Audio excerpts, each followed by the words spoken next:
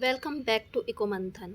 UGC net की तैयारी करने वाले स्टूडेंट्स के लिए इन क्वेश्चंस को पढ़ना बहुत ज़रूरी होता है। स्टार्ट करते हैं आज का सेशन। फर्स्ट क्वेश्चन इज़, किस अल्पाधिकार मॉडल में कंपनियां समरूप वस्तुओं का उत्पादन करती हैं? प्रत्येक फर्म अपनी प्रतिद्वंद्वियों की कीमत को निश्चित मानती है। कौन सी ऐसी फर्म है? इसमें पूछा गया बर्ट्रेंड, कुर्नोट, स्टैकलबर्ग और स्वीजी। जो सबसे पहले कौन सा मॉडल आया था? सबसे पहले आया था कुर्नोट का मॉडल, उसके बाद आया था बर्ट्रेंड, उसके बाद स्टैकलबर्ग और स्वीजी का मॉडल सबसे लास्ट में आया था। तो जो बर्ट्रेंड का मॉडल था कि वो कहता था कि प्रत्येक फर्म अपने जो प्रतिद्वंदियों की जो कीमत है उसको निश्चित मानती है और सभी कंपनियां एक साथ तय करती हैं कि किस कीमत में बदलाव करना है। ये कहता था कुर्नोट का मॉडल, ये सॉरी बर्ट्रेंड मॉडल कहता था। कूर्नो का मॉडल मात्रा के ऊपर निर्धारण करता था। स्टैकलबर्ग में होते थे दो फर्में, एक फर्म पहले अपना निर्णय ले लेती है, पहले तय करती है कि उसको कितना उत्पादन करना है और बाद में दूसरी फर्म करती है। इसमें मतलब कि दो फर्म हैं कि पहले एक तय कर लेती है और दूसरी बाद में तय करती है। तो ये वाला मॉडल स्टैकलबर्ग का है।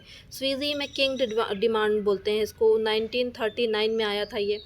इसको पॉल स्वीजी ने दिया था। इसमें जो फर्में हैं वो दो प्रकार की इसमें डिमांड कर बनती है, एक इलास्टिक और एक इनइलास्टिक।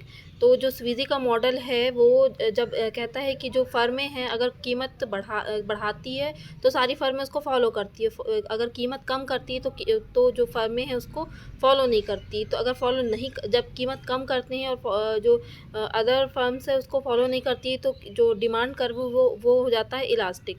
और जब प्राइस बढ़ा देती है कोई फर्म तो उसको देख के सारी फर्में अपनी जो प्राइसेस है वो उसको फॉलो करती है। तो यहाँ पे प्राइस जो है डिमांड कर्व इनइलास्टिक हो जाता है और जो फर्म अपना प्राइस जिसने बढ़ाया था उसको अति सामान्य लाभ की जगह नॉर्मल प्रॉफिट होता है, सुपर नॉर्मल प्रॉफिट नहीं होता।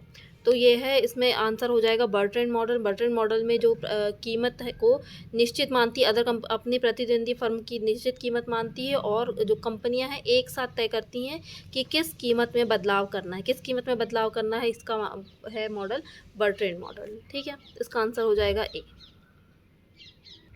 इसके बाद है, इस प्रकार प्रत्येक व्यक्ति विनिमय करके जीवन यापन करता है या कुछ हद तक व्यापारी बन जाता है और समाज स्वयं ही वाणिज्यिक समाज बन जाता है।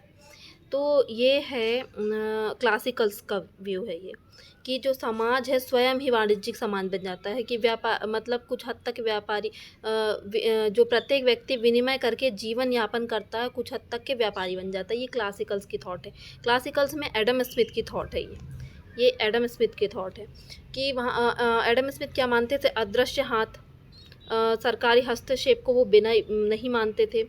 जो क्लासिकल्स था उनका आधार था सेज लॉ, कि जो पूर्ति है स्वयं अपनी मांग उत्पन्न करती है, इसके आधार पर क्लासिकल्स चलते थे। तो जो मतलब कि एडम स्मिथ का मानना था कि बाज़ार में सरकारी हस्तक्षेप नहीं होना चाहिए, बाज़ार अपने आप ही संतुलन में आ जाती है, अपने आप मतलब लोग मतलब किसी न किसी वजह से अपने स्वार्थ के लिए लोग ऐसा कुछ करते हैं कि उससे समाज को लाभ होता है।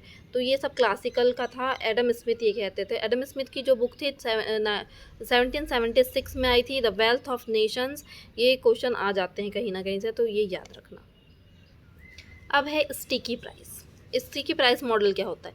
स्टिकी प्राइस मॉडल मतलब मान लो कि मार्केट में सब्जियों का दाम बहुत ज़्यादा बढ़ गया है, सब्जियों का दाम बढ़ गया, तेलों के दाम अभी बढ़ गए हैं, सब्जी तेल सारे चीज़ों का दाम बढ़ चुका है। लेकिन कोई होटल्स हैं या कोई ऐसा रेस्टोरेंट है जो कि अपनी जो मेन्यू कार्ड है उसको चेंज नहीं कर रहा है। वहाँ पे उसका जो मेन्यू कार्ड है उसको चेंज करने में उसको लागत लगेगी, इसलिए उसने अपनी जो प्राइजेस हैं वो चेंज नहीं किया है, वो प्राइस स्टिक कर दिया, स्टिकीनेस हो गई है वहाँ पे।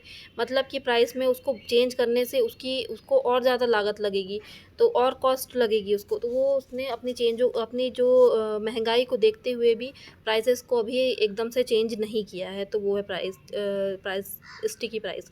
अगर ये कौन से ये इसकी बात कौन करता है, इसकी बात करते हैं शॉर्ट रन वाले। शॉर्ट रन मतलब कि कीन्स का जो अल्पकालिक समग्र आपूर्ति वक्र है, इसमें ये बात होती है। मतलब जो स्टिकी प्राइस का मॉडल है वो ऊर्ध्वगामी मतलब ऊपर की ओर ढाल वाला शॉर्ट रन में होता है। सप्लाई कर्व जो है अपवर्ड स्लोपिंग होती है इसकी। तो इसका फर्स्ट आंसर सही हो जाएगा। इसके बाद है लॉगेट मॉडल। लॉगेट मॉडल के बारे में भी क्वेश्चन आ रहे हैं, अभी 2-3 बार से देखना भी। लॉगेट टॉबिट प्रॉबिट मॉडल के ऊपर से क्वेश्चन आ रहे हैं, प्रोबेबिलिटी से है ये। लॉगेट मॉडल पीआई 0 से 1 तक जाने पर लॉगेट एल ब्लैंक स्पेस तक होता है। तो क्या होता है, एल जो है माइनस इन्फिनाइट से प्लस इन्फिनाइट तक के होता है। जो लॉगेट मॉडल है वो बाइनरी चॉइस मॉडल है, बाइनरी चॉइस मॉडल।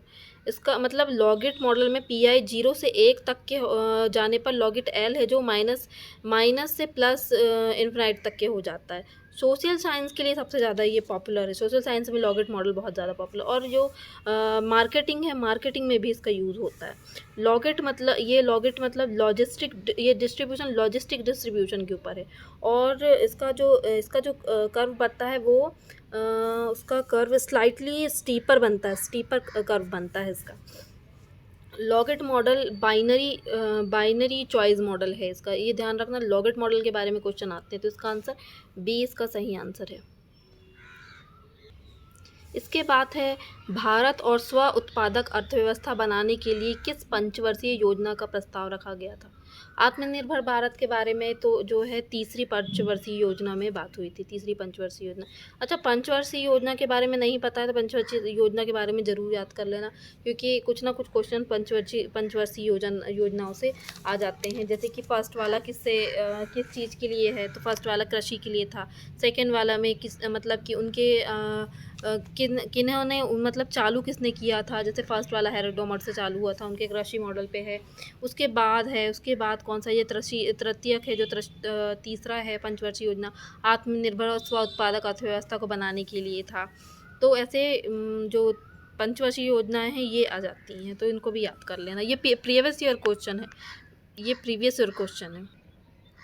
इसके बाद है 1990 में किस संस्था ने प्रतिवर्ष मानव विकास रिपोर्ट प्रकाशित की है। जो 1990 के बाद से ह्यूमन डेवलपमेंट रिपोर्ट जो है वो प्रकाशित कर रहा है United Nation Development Programme, UNDP कर रहा है 1990 के बाद से ह्यूमन डेवलपमेंट रिपोर्ट को। तो इसका आंसर डी सही हो जाएगा। अगर अभी तक के आपने वीडियो सब्सक्राइब नहीं किया है तो वीडियो सब्सक्राइब करें।